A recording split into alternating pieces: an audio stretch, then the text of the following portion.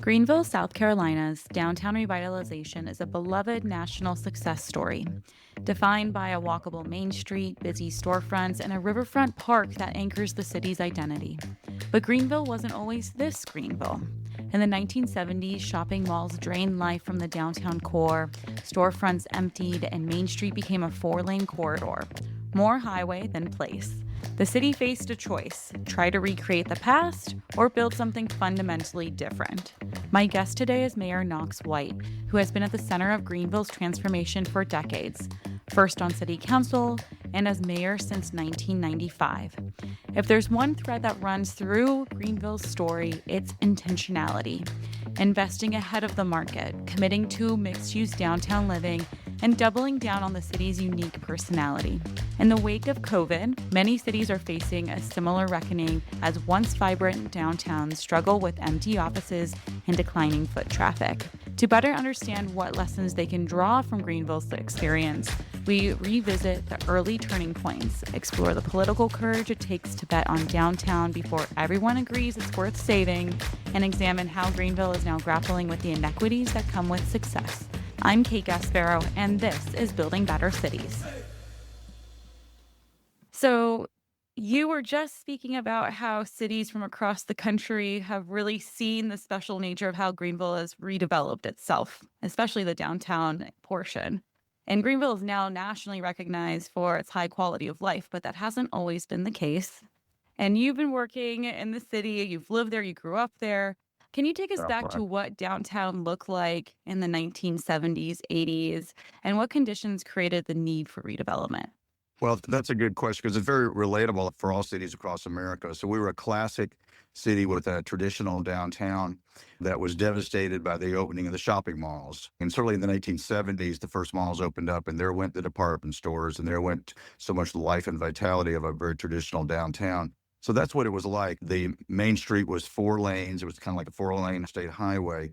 At least we had community leadership in the 70s that at least they saw what was happening and decided to do something. They were already thinking about, well, what might it look like 10, 20, 30 years from now? And it'll be different because these malls, after all, are taking these big department stores out. And so the first thing that happened was in the late 70s, early 80s, they hired a group actually from the West Coast, San Francisco, the Lawrence Halperin's group, to come to Greenville. And they took the 4-lane State Road, Main Street, which was barren of trees and barren of everything at that point, and all the shops and stores are vacant.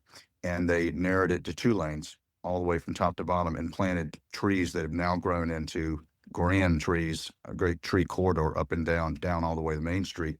And so that early decision to do something, that the way of thinking about things, and public-private partnerships were already beginning to percolate even way back in the 70s and 80s, which is, again, different from most cities. Most people weren't thinking that way then, but we thankfully had good leadership.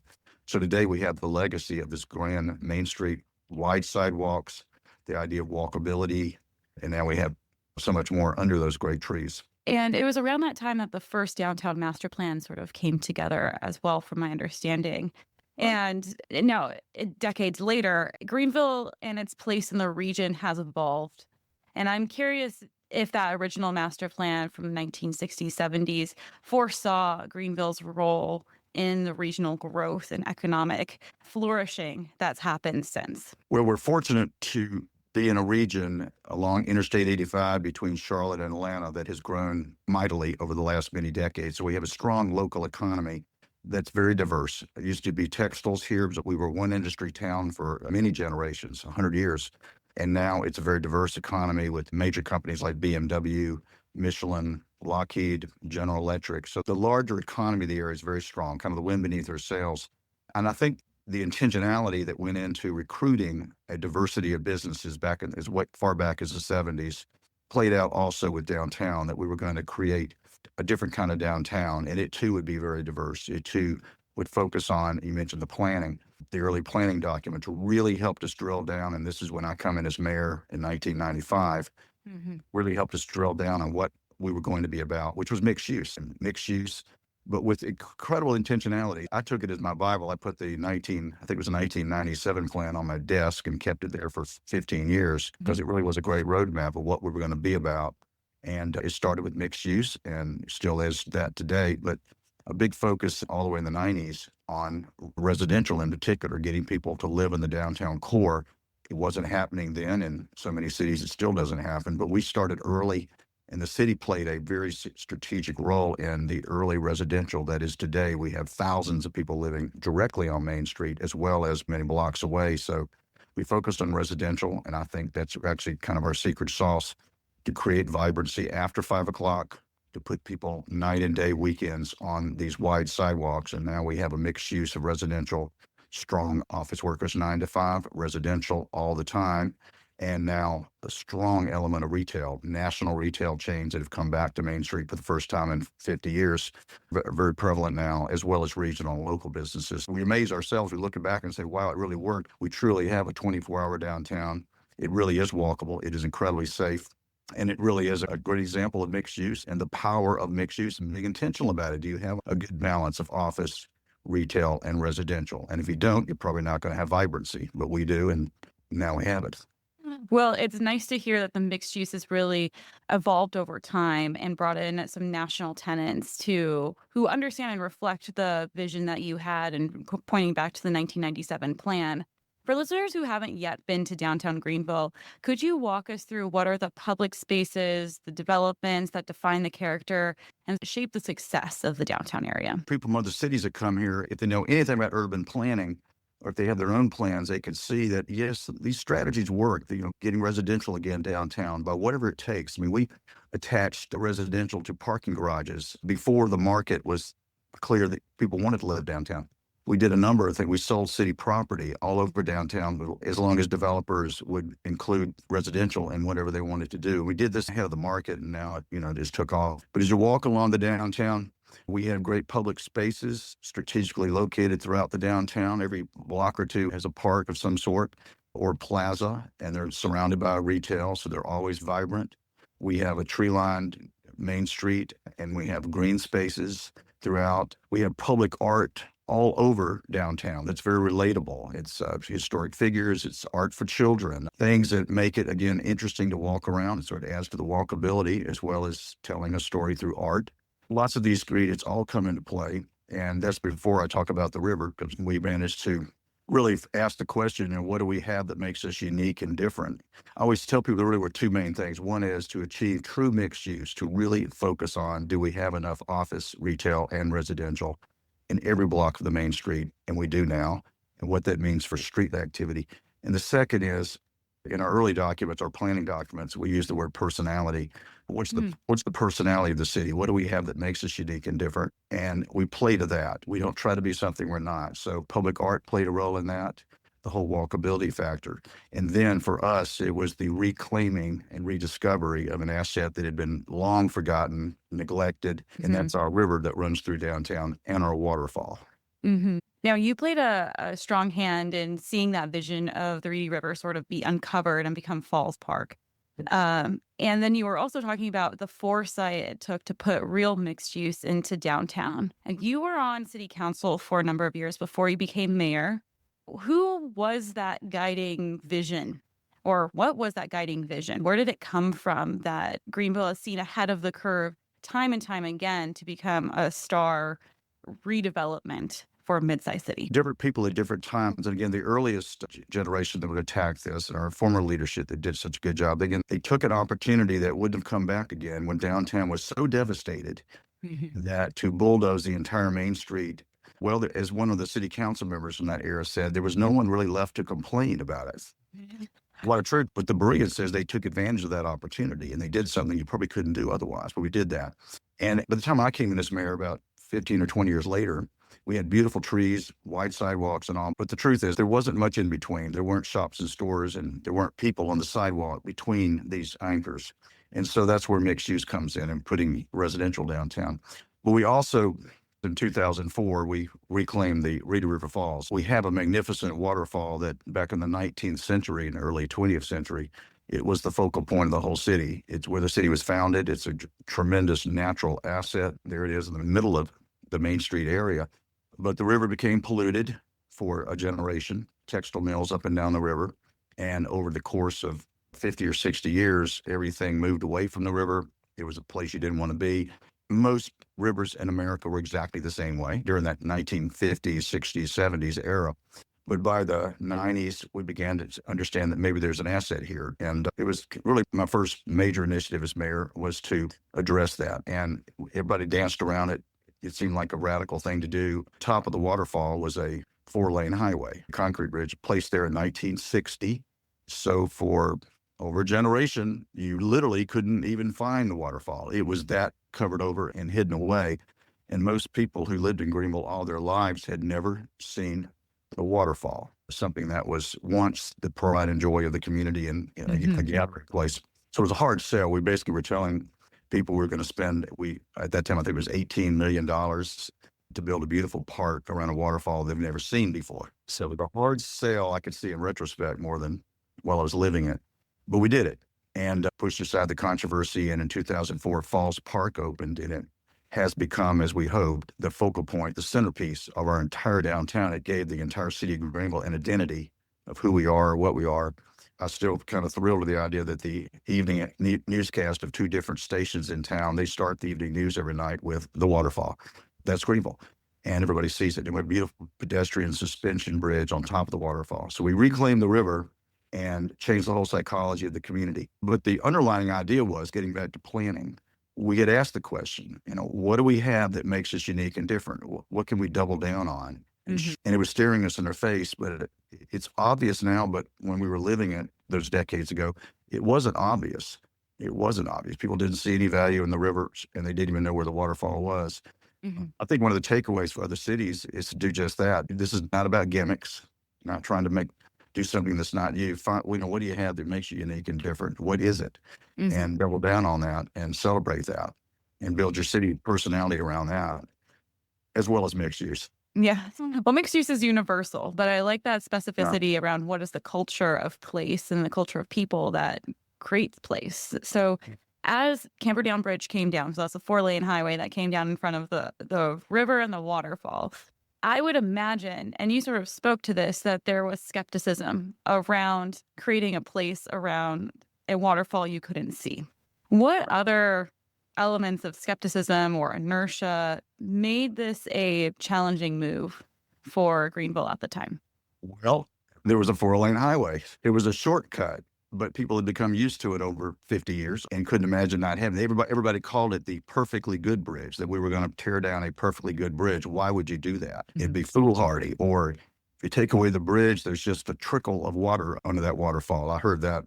These were all folklore. And then you could say to people, have you seen the waterfall? And they probably didn't tell the truth. They said, oh, yeah. No, they haven't. They hadn't actually seen it. They hadn't been under the bridge. You had to work to get down there and see it. It's hard to describe now, because now it is the centerpiece of our entire city and downtown. But yeah, there was more than skepticism, and there was a lot of anger about it too, that this was a very foolish thing to do. Urban planners looking at our downtown again and again. We've always been good at that, by the way, bringing in urban planning, outside folks to take a look at things. They always talked about the falls. Hey, by the way, here's my 5 recommendations. But by the way, you do know you have an urban waterfall. That's unique. Don't want to talk about that. But the controversy, the park opened in 2004, and when people walked across the beautiful pedestrian bridge called the Liberty Bridge, most people who were walking across the bridge in 2004 had never seen the falls before. So it was astounding to take all that in. But the controversy evaporated at that point. Everybody saw what this could do. And the truth is, within about 3 or 4 years, the hundreds of millions of dollars in investment around the falls, around the river, was obvious to everyone. Hotels, condominiums, apartments, restaurants, shops, stores, on and goes, and a whole nother dimension to downtown's footprint, as well as a downtown baseball stadium that's about several blocks away, but in an area that was even worse than the area around the falls. Because this area around the falls, again, was 2 miles of vacant buildings, basically, at that time. Well, I did read this stat, and please correct me if I'm wrong, that the park itself needed $13 million of public investment, but that has spurred over $100 million in private investment in and around the park. Could you sort of speak to those numbers? That's like I would say those are probably the numbers, 4 or 5 years after the park opened, when we had River Place, which is a private development, public-private partnership, just on the other side of the falls. And it happened sooner and quicker and bigger than anybody could have imagined. in the same footprint where you once had blighted buildings, small manufacturing plants, and a lot of kudzu, which is our covering the river. And now today it's a magnificent public-private partnership and multi-family development with restaurants, shops, and stores. But today the development dimensions are way beyond just the river and the immediate area. It's a half mile away now. We have hotels, apartments, shops, and stores, and a very, very vibrant downtown on the other side of the river. So it's on it goes. And just more recently, just in the last 2 or 3 years, we also built a new park, a much bigger 60-acre brand new park called Unity Park, which is about a quarter mile up the river from the falls. So we have a whole new area of our downtown, massive amount of green space, beautiful park, gathering place, been very successful, called Unity Park. That's amazing. I've heard you speak on past podcasts and in public about the power of public-private partnerships. And that has sort of become a hallmark of Greenville's downtown revitalization. What partnership structure or partnerships in general worked especially well during your time as mayor, and then maybe before you became mayor with the Peace Center and the early 90s investment from the private sector? Well, essentially, one thing I've learned from the inner city visit, when you have other cities come here, as we get so many now from around the country, I've learned that all cities have a culture and the way things are done. And it's not hard to glean from people what it is, whether it's good or bad. Everybody wants to talk about it. And one of them seems to be whether or not a city has a tradition of public-private partnerships, or to put it more non-technical terms, do people get along? People work together to make certain things happen. Does this community have a tradition of planning, bringing in planners and talking about a plan and then executing the plan? Or does the community have a reputation known to itself that, oh, we plan a lot of things, but we don't do it, or we don't work together very well? And I can't explain why that is, but certainly in Greenville, and I did not create this, it's been there for a long time. We've been good at planning back 100 years. And really at public-private partnerships, collaboration and partnerships. People do work together here. They have and still do, I'm glad to say, that make things possible. So in the downtown field, that can be, as in terms of partnerships, that can be the city building necessities like parking garages. Very important, by the way. Not very exciting. We kind of hide them away in the second and third block, but we do that to help be catalytic for other projects. And of course, our green spaces and parks are hugely catalytic. Our downtown baseball stadium was a mixed use. We built in 2006 or 7. It's a mixed use stadium, which was, again, hugely catalytic for the entire neighborhood around the baseball stadium. So it's a tradition we have that the city will build green space. The city will build beautiful gathering places, plazas, and wide sidewalks and trees, all the infrastructure. And we will do that if you will invest a certain amount of money into quality projects that we're looking for, mixed-use projects. Mixed-use projects. I know it was back in the late 80s that a couple of the tax increment financing districts around downtown were established. Right. And that seems to play a key role in the city's ability to build parks and the infrastructure to continue to entice private investment to come to the table. What was your role in those first TIFs, and what was the debate then about putting in tax increment financing? Because this is a contentious subject in a lot of different cities around how they approach where tax dollars are invested as land value increases. Well, here we get a little bit lucky. Greenville took advantage of the state law. And of course, everything is subject to state law, and different states have different definitions of what a tax increment district might look like. At that time, all the way back in the 1980s, South Carolina had a very liberal, surprisingly so, tax increment fund program that we were the first city in the state to implement. And that basically meant that we could capture in areas that were deemed blighted, and you could prove that. And whole downtown at that time was deemed blighted, by the way.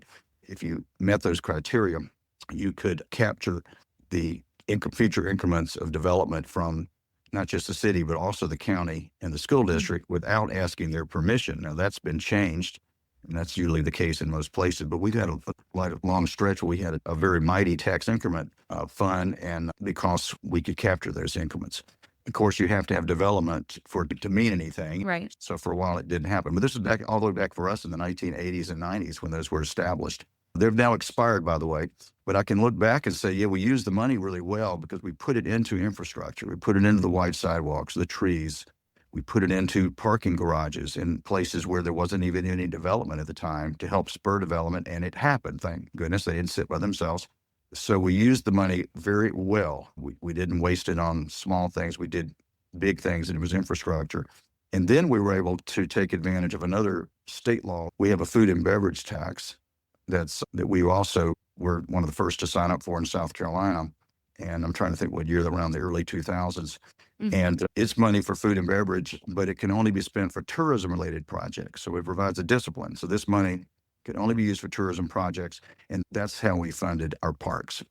That's how we built Falls Park, removal of the bridge, new pedestrian bridge, a beautiful state-of-the-art park. That's how we built Unity Park later, and also helped fund portions outside the baseball stadium. And we also have a bike and walking trail system called the Swamp River Trail, which emanates from Falls Park. It runs nearly 20 miles up the river, very popular in the city and now the county, and about 10 miles the other direction. So we have a great system of bike and walking paths, all funded by the hospitality tax. Wow. Now, you mentioned in passing that the tax increment financing districts, have they sunset by now, or are they They not? have. They have. Okay. Was that Yeah. part of new state reform, or is that something that was built into the original establishment of those districts? Built into the original state law. Once you were no longer a blighted area, you could not expand those increment districts, but we captured it at just the right time when virtually the entire downtown really was blighted. And we couldn't make that case any longer. They had a time limit for the bonds, and they began to run out about 10 years ago. So today, we still provide incentives for developers in what we call a synthetic TIF. That is, if you build a project of a certain size and you'll front your infrastructure, we will allow you to have the infrastructure paid back. We'll pay you back with city taxes. We don't have access to county and state any longer, but we can segregate the city taxes to provide incentives for development. And it's always for public infrastructure, by the way. I know in some states, tax increment funding extended to private development in private places, and that's never been the case in South Carolina. We only fund public infrastructure. Oh, that makes sense. And one of the criticisms of TIF is that it is a perpetuating cycle, self-reinforcing cycle, where successful areas continue to get the investment of the tax increment over a period of time, and that sort of diverts those tax dollars from areas that are struggling. And you're the mayor of all of Greenville, not just downtown. So as you've looked at the success of downtown, now that the sunset has occurred on these three big tax increment financing districts around downtown, how you've been able to take the success of downtown and shift that to other areas of Greenville? Yes, we have. And what's really great is the strategy for downtown, focusing on infrastructure investment, being mindful and intentional about mixed use, commitment to greenways and parks and all the things that make livability priority. We now have the model in downtown. And so we've been able to extend that same thinking and those same strategies to our commercial corridors outside the city and to our neighborhoods. And so our cycle has been, we've built up a huge fund of resources financially and otherwise to be able to invest in the neighborhoods in a powerful kind of way. The beautiful park we created downtown, Falls Park, it was at a level never seen before in our community in terms of the quality of everything in the park. Well, sure enough, just what you said, people see that and, well, what about my park? What about my neighborhood park? What about some of the other larger parks as well as small ones in the city? In the last 10 years, that's what we've been all about. We've been able to roll the same thinking using hospitality tax, tourism dollars to dramatically upgrade all of our neighborhood parks, all of our traditional historic parks outside of downtown. And that's something we're particularly proud of now. And so everything's kind of a downtown quality, if you will, raises the bar for everyone. I love that. Now, as downtown success has flourished, I'm curious about how that has affected housing affordability, displacement, and income patterns in Greater Greenville, and sort of the secondary effects of this revitalization. And then over time, over the decades, how that has sort of shifted outside of the downtown area.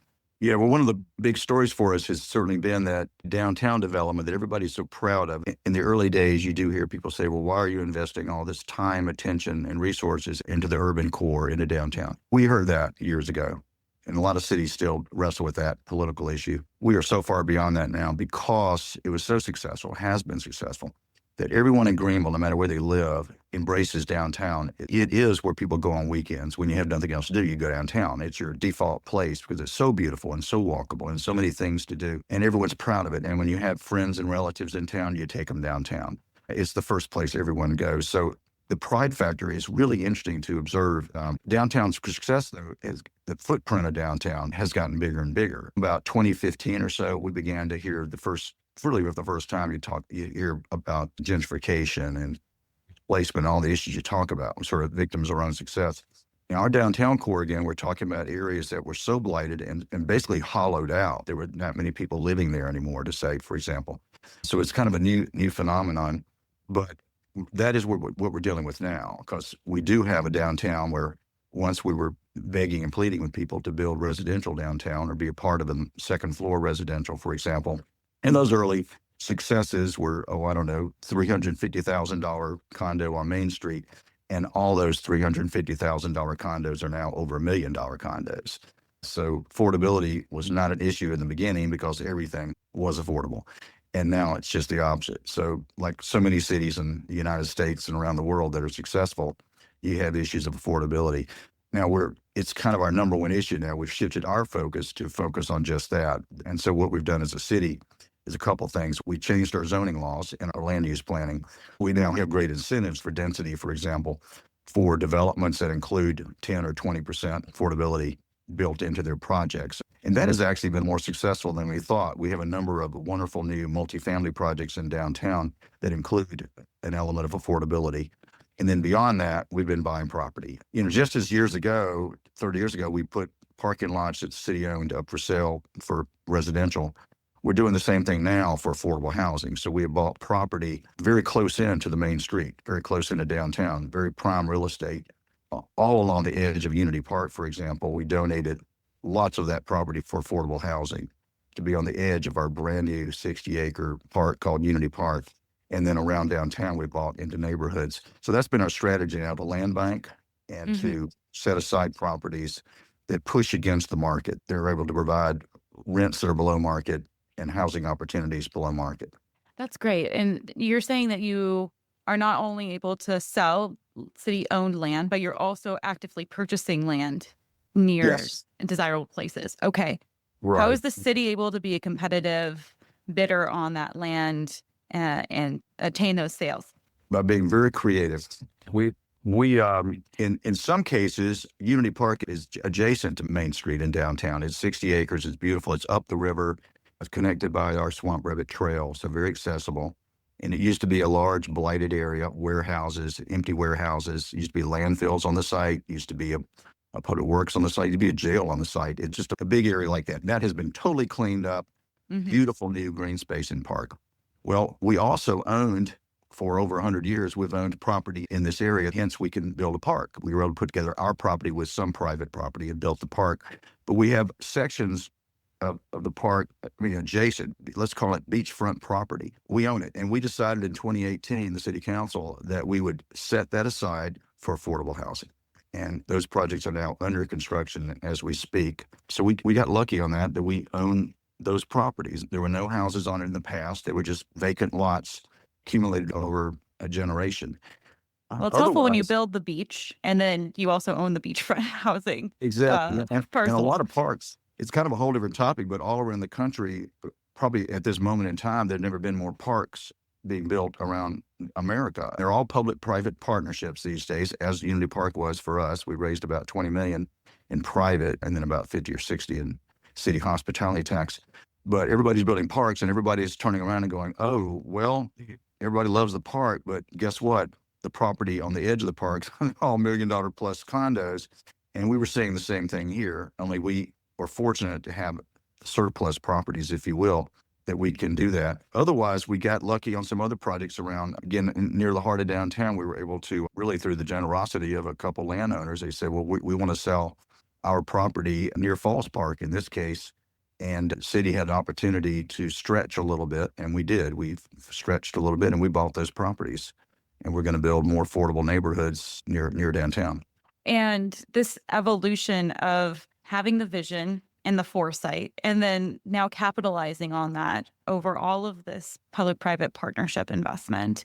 I'm curious, hindsight, what would you have done differently if you had to start over the process today, as opposed to when you started that back in the 90s? What about today's climate, costs, markets, community expectations provide a different foundation for these types of projects? When we have the people visiting Greenville to look at the impact of mixed use, the impact of doubling down on your unique personality and all the things we Mhm. talked about here, sometimes these communities are just beginning to address their downtown redevelopment. They're just beginning to talk about these issues. And they ask the question, you say, what would you have done differently? And I guess my answer really would be, I wish we had been able in the early days to put aside more property as we did later for Unity Park for affordable housing, or some area that you can help subsidize the affordability of more people to have a below market rent up, for example.